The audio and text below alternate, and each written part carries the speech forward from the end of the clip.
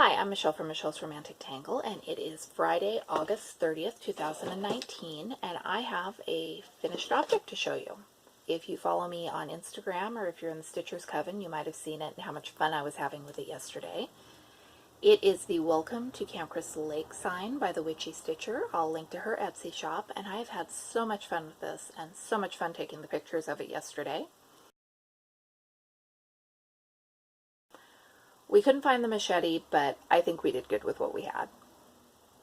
I did have other plans for finishing this and displaying it, and I will probably get around to that later. For now, it's kind of held together with washi tape very precariously, but it works on my mantle, and I'll show you how it's going to live for the rest of this summer before I scooch it out of the way and get a little more Halloween-y.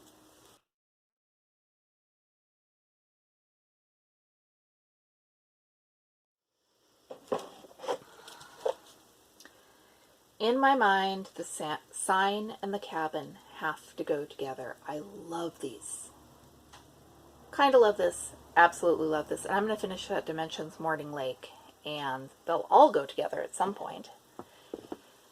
This is the heirloomiest of family heirlooms as far as I'm concerned. My great-grandmother painted this in 1905 when she was 17 years old. And I'm going to show you another picture to put that into perspective. This most likely was taken within a couple of years of when that cabin was painted, and it shows great-grandma, her husband, and their firstborn in the sod house that they lived in North Dakota. I love this thing. I did, thank God, ask Grandma Wittenberg while she was still with us. That was great-grandma's daughter. She does not think that this was a real place. She thinks that this is something that Grandma would have painted from a book or in a class. We always had, when I was growing up, a waterfall that she had painted, and it hung at the top of the staircase. I did not know this existed until much, much later, and I am so glad it lives at my house. It sits on my fireplace all the time, and I just always find myself looking at it. It captures my imagination, and I love it, and I have so many things that Grandma made, but this is, I can't call it my favorite, but it's close. I gave up on Arbitrary August a few days ago because even though I know how random works, and I know that each time I pick a number, I have equal odds of getting any project, it kept giving me two things I did not want to work on. Beacon of Daybreak, I've put a couple more hours on, and All is Calm. I think I've got like 3 hours into it this month. I don't want to work on it. You can't make me work on it, and so I'm done. August is over anyway, so it doesn't matter, but I quit a little early. It did give me the Realist Cuckoo Clock again, and I love the Realist Cuckoo Clock.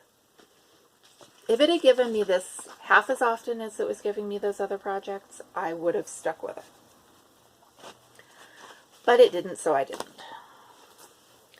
My current obsession, which I keep showing you, and because I keep pulling it out and getting obsessed with it again, and then the obsession fades a bit and I work on something else, and then I pull it out again and look at that amazing shading, and so I think as of today I'm going to keep working on this.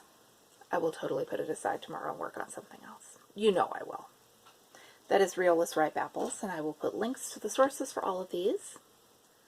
I had a comment on, I think it was the last video before this one, the row by row Eugene shops. And Audrey had left me a comment telling me that that one I was just moving way too fast, and I hugely appreciate that, because if you watch my videos and like my videos and notice that I've done something stupid, please let me know, because I want to fix these things. If you hate me in my videos, then don't watch them. So I had commented to my oldest son about Audrey's comment and said, oh, it's a friend, it was meant in the best possible way. The response I got to that was, oh, Audrey, she's the bully, right? Audrey, you were not being a bully. You were being helpful, and I appreciate it. And so while we went to Eugene to visit the last couple of row by row shops, I took my boys to Mecca, which is the Materials Exchange for Community Arts. There's another C in there. I don't know what it is.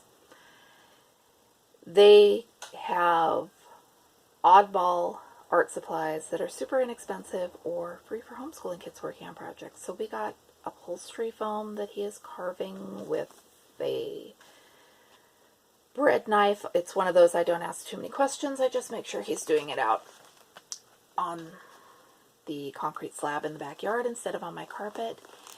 And while I was waiting for the boys to figure out what they needed, I found a huge stack of just cross stitch and the cross stitcher. And I didn't get a chance to look very hard, so I am sure I left most of them behind because we were rushing to get back to our car before the parking meter. I don't live in Eugene, and I don't. Parking around there is tricky, and I'm sure there is a better way to do it. I just don't know the secret. So I've had time to look through these a little. I have found some Teresa Wenslers. I am sure there's other stuff hiding in here, and what I don't need, I will pass on to someone else. I have also been to the Dollar Tree 500,000 times this week because they have flour sack Halloween towels, and I'm going to get that bat, and I'm going to make a project bag, but so far I can't find them. I did find this witchy silhouette, which there's a haunted house, and I have picked up the house and put it back down lots of times, telling myself I didn't need it, even though I knew it would probably be awesome for finishing a project. And then I saw the witch, and I don't know if this is going to be for cross stitch or for a little quilt or what, but I'm going to do something because she is just awesome. And I am going to go back and I'm going to get the house because I have 3 teenage boys and the Dollar Tree has cheap pretzels, and I am always at the Dollar Tree.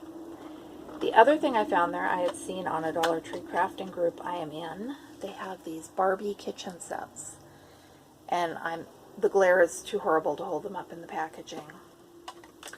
But a lot of people are painting other plastic things to make them look less plastic and more realistic. Can you imagine this little mixer as an embellishment on either a little miniature quilt or a kitchen cooking themed sampler? And I've got pots and pans, and I'm excited about this. I love Barbie. I love old 1960s Barbie. And I love new Barbie when they do things like this. So that is on my ever-growing list of things that I want to do.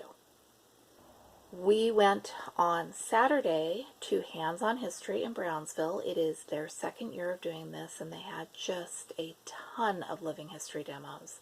I got to watch my youngest 2 sons wielding a crosscut saw, which is the most terrifying thing I have ever seen in my life. I wasn't so worried about what they were going to do to themselves, but I was really worried about that saw because they could not seem to grasp the push-pull rhythm. Although they did cut off a circle of log, and I got to carry it around in my purse for the rest of the day because of course I did.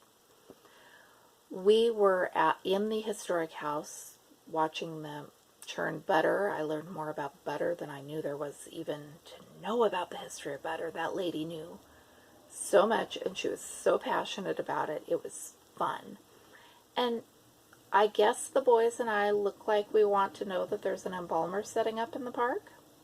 So we hustled down to the park and spent probably a good half hour learning all the details about Civil War era embalming.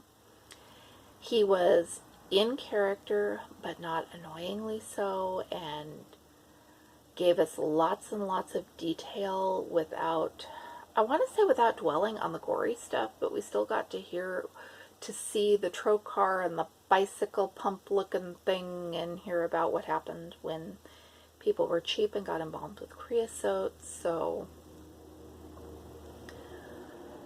learned a lot about history, learned a lot about butter and embalming and saws, and got to see a guy riding a high-wheel bicycle and take a ride on a mule-drawn wagon. Cannot wait for next year. It was really fun. And my favorite picture of the day is my middle son wearing his Zombie Shakespeare t-shirt and dancing with a lady in a hoop skirt. I didn't get pictures of me trying to dance because my oldest, who wouldn't dance with us because he was smart enough to know that if you can walk, it doesn't mean you can dance. He thought it would be mean to take pictures. But I really wanted pictures of his brothers. So thank you everybody who left supportive comments about the last video and my dress. I found shoes. I have got clothes for me taken care of. Now I have to figure out clothes for the younger brothers. That's going to be fun. That'll be next week's project, and that will involve more thrift stores, and that part will be fun. Hopefully I don't buy any more nukes. I think that is it. Did I tell you we hatched chicks? We hatched chicks night before last at 1 a.m. because the chicks had to come while there was a huge storm rolling in, and the barometric pressure, I don't know if it went up or it went down, but my head did not like it, and I had the worst migraine I have had in years. So we have 4 new baby chicks, and it is really entertaining to watch teenage boys fawn over baby chicks. That will be my day today, and hopefully I'll get some more ripe apples stitched and start on some Halloween projects, because now that Arbitrary August is in the past, I think I'm going to spend this week playing with Halloween stuff. Maybe. I'm Michelle from Michelle's Romantic Tangle, and thank you so much for watching. I will be back with you again soon.